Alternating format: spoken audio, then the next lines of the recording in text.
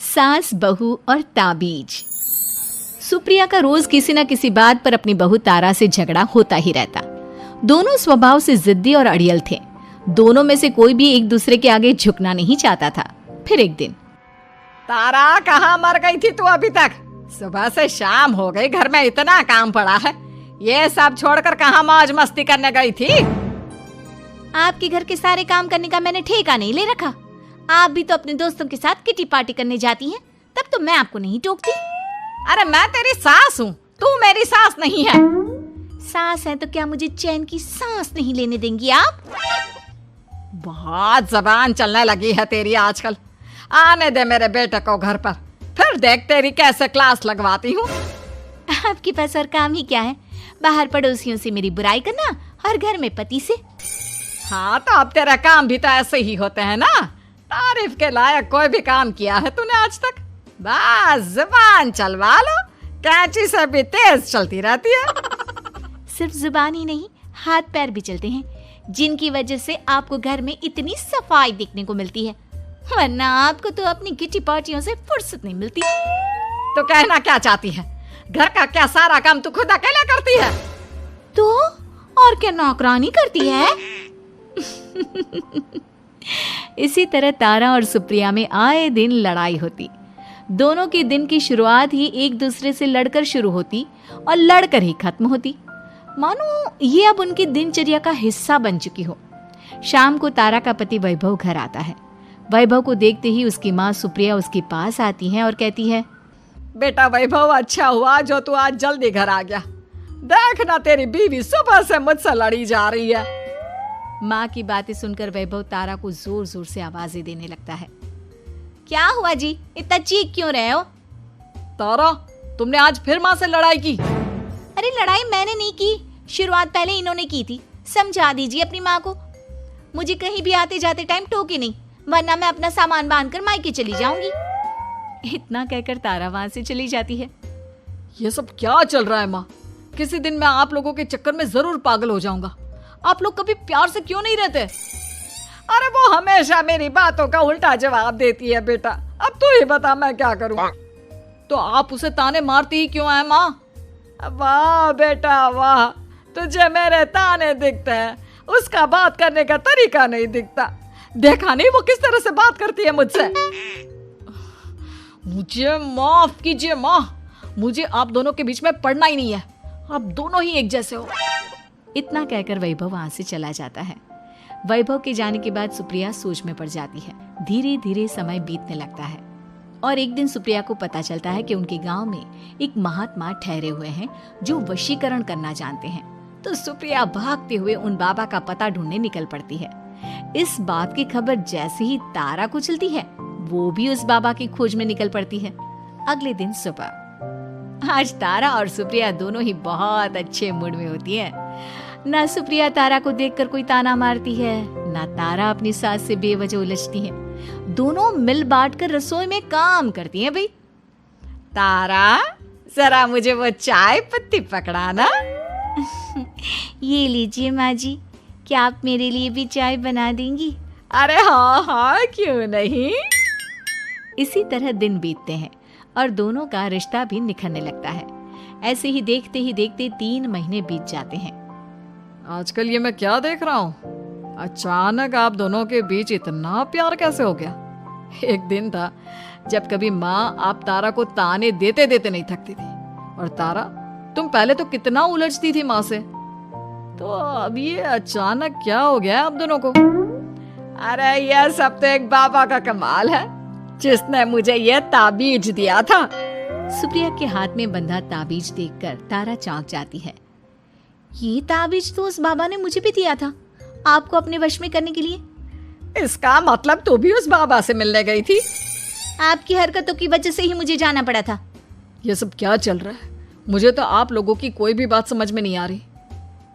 सुप्रिया वैभव को सारी बात बताते हुए कहती है, अरे जैसे ही मुझे पता चला कि हमारे गांव में जाने माने तांत्रिक बाबा आए हुए हैं जो वशीकरण करना जानते हैं, तो मैं बिना देरी किए उनके पास चली गई और बहू को अपने वश में करने की इच्छा उनके सामने रखी, जिससे ये मेरी हर बात माने। बाबा, मैं अपनी बहू से बहुत दुखी हो चुकी हूँ। वो मेरी एक बात नहीं मानती। आप कुछ ऐसा कीजिए बाबा जिससे मेरी बहू मेरी हर बात मानने लगे। पहले आप मुझे अच्छे से बताइए, आपको अपनी बहू से आखिर परेशानी क्या है? बाबा वो मुझसे कभी प्यार से बात नहीं करती। मैं उसे एक बात सुनाती हूँ तो वो पलट कर 4 बातें सुनाती है। आप कुछ ऐसा कीजिए ना जिससे मेरी बहू सारी बातें मानने लगे। बाबा सुप्रिया की बातों को ध्यान से सुनते हैं और उसके बाद सुप्रिया को एक काले रंग का ताबीज देते हुए कहते हैं, ये ताबीज तुम्हें अपने गले में पहनना है और जब तक मैं ना कहूँ तब तक इसे उतारना मत। तो क्या इस ताबीज की मदद से मेरी बहू मेरे वश में हो जाएगी? सिर्फ वश में ही नहीं, इस ताबीज के कारण तुम्हारी बहू तुम्हारे आगे पीछे भी घूमने लगेगी। लेकिन बस तुम्हें कुछ काम करने होंगे। कैसा काम बाबा जी? तुम्हें अपनी जुबान पर काबू रखना होगा। उससे जो भी काम करवाना हो हमेशा प्यार से बात करनी होगी। धीरे धीरे वो तुम्हारी मुट्ठी में आ जाएगी। अरे ठीक है बाबा जी, जैसा आप कहेंगे ठीक मैं वैसा ही करूंगी। तारा ये सब सुनकर चौंक जाती है। ऐसा ही कुछ तो मेरे साथ भी हुआ था जब मैं उस बाबा से मिलने गई थी। बाबा जी, मैं अपनी सास से बहुत तंग आ चुकी हूँ। वो हर रोज़ किसी न किसी बहाने मुझसे लड़ती रहती हैं। आप प्लीज़ कुछ ऐसा करिए ना जिससे मेरी सास सुधर जाए और मुझे बेवजह टोकना बंद कर दे। तारा की ये बातें सुनकर पहले तो बाबा सोच में पड़ जाते हैं। उसके बाद वो तारा को भी काले रंग का ताबीज पकड़ाते हुए कहते हैं, ये लो बिटिया, इसे अपने गले में पहन लो और जब तक मैं तुम्हें इसे उतारने के लिए ना बोलूं तब तक इसे उतारना नहीं। इस ताबीज को पहनने से तुम्हारी सास तुमसे प्यार करने लगेगी और दिन रात तुम्हारे आगे पीछे घूमेगी। ये सुनकर तारा बेहद खुश हो जाती है। बाबा, इस ताबीज का असर कब तक होगा? अगर तुमने मेरी सारी बातें मानी तो इस ताबीज का असर तुम्हें 2 दिन बाद ही दिखने लगेगा। उसके लिए सबसे पहले तुम्हें अपनी सास को इज्जत देनी होगी, उनके साथ प्यार से बर्ताव करना होगा और अगर कोई भी काम भी करवाना हो तो प्यार से ही बात करनी होगी। फिर देखना वो कैसे तुम्हारे इशारों पर नाचती है। ठीक है बाबा जी, जैसा आपने कहा है मैं ठीक वैसे ही करूंगी। इसका मतलब उस बाबा ने हम दोनों को एक जैसे ताबीज देकर पागल बना दिया। जरूर कोई ढोंगी बाबा होगा। इतने में ही बाबा भी उनके घर पहुंच जाते हैं और मुस्कुराते हुए उनकी ओर आते हैं और उनसे उनके हालचाल पूछते हुए कहते हैं, ताबीज का असर हुआ या नहीं? बाबा जी, आपने हमें एक ही जैसा ताबीज देकर पागल बनाया है। ऐसा कैसे? ताबीज ने अपना काम तो पूरा ही किया है। आप दोनों को देखकर लगता तो नहीं कि अब भी आप लोगों के बीच कोई खटपट है। खटपट तो नहीं है बाबा जी। अब तो मेरी बहू मेरी हर छोटी बड़ी ज़रूरतों का ख्याल रखती है, मेरी सेवा करती है। हाँ, वैसे अब तो मम्मी जी मुझे ताने भी नहीं देती और ना ही कहीं आने जाने में टोकती हैं। जानते हो ये सब कैसे संभव हुआ? कैसे बाबा जी? यह सब तुम दोनों के कारण ही संभव हुआ है। मैंने जो ताबीज दिया था वो सिर्फ एक धागा ही था। ये चमत्कार तो तुम दोनों ने अपनी जुबान पर संयम रखकर प्यार और संयम के साथ काम करके किया है। बिटिया, कुछ कमी तुम्हारे अंदर थी तो कुछ कमी तुम्हारे सास के अंदर थी। इसीलिए तुम दोनों को सुधारने और तुम्हारी गलती का एहसास कराने का यही एक रास्ता था। बाबा की ये सारी बातें सुनकर सुप्रिया और तारा एक दूसरे की ओर देखने लगते हैं। अब उन दोनों को अपनी गलती का एहसास होता है। शायद आप सही कह रहे हैं बाबा। मैंने कभी अपनी बहू को समझने की कोशिश ही नहीं की। मैंने भी तो कभी आपकी उम्र और ओहदे का लिहाज नहीं किया और जो जब मन में आया बोलती चली गई। हो सके तो मुझे माफ कर देना मम्मी जी।